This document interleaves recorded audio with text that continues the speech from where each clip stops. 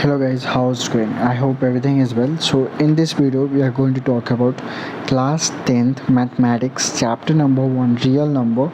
We are going to see all the MCQ question, you can say fill in the blanks question, because we already see some most important question, but in this we are going to see the MCQ questions, not MCQ, you can say fill in the blanks. Okay, so let's start here. This video is especially for designed for the Telangana state board and Andhra state board. Okay, so let's see here.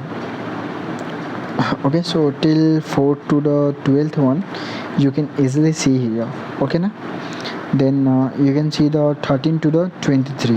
If the HCF of two number is 1, then the two number is called dash. Okay na, then we will see the answer sheet also. I have answer sheet also, so I will show you. So let's see this first here.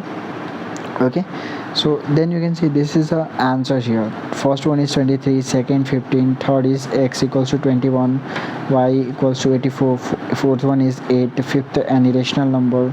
So like that you can see by the number wise you can see. Okay, so I hope this video is going to be very helpful for you and you don't have any kinds of doubt regarding to this one.